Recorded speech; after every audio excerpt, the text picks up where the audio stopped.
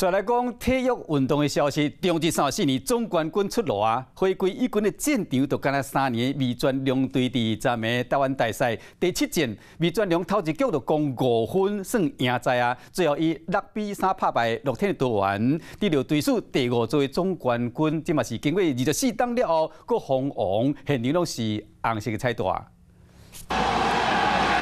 接球打高，有没有守备的机会？捕手来到了接近这边接杀，出局，彩带抛下来。全部的棒球场全部拢是红色的彩带，所有味全龙队的球员全部拢冲入球场揽做伙，因为伊踢下中职34年的总冠军。台湾大战第7战，台湾的先发投手耿良开赛就当着小小的乱流，去互乐天先得分，要过不要紧，后半局就总部讨倒转来。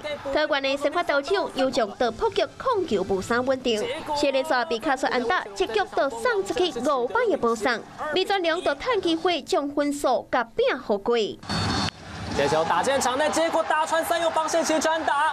现在张振宇回来1分，第2分绕过了3垒之后，也回到本垒，高孝仪1棒2分，扩大领先5比1。是讲台湾也伫第2局的顶半局靠着单行位安打，佮捉回2分。迄阵佮赢2分的龙队选手无想要闹危险，会当讲是拼性命的接球。这棒打击出去，在中间方向的飞球，哇！张振宇自动导航倒车入库完成的接杀。梁建虎为超级手臂，会当讲是增加全队的士气。味全也派出到3位外国投手上场来压阵，总算是踢下中华一军第3年了后第1座总冠军。这也是两队自1999年3连霸了后，搁再一遍封王。总教练叶君璋将队视为第5座冠军亚冠军。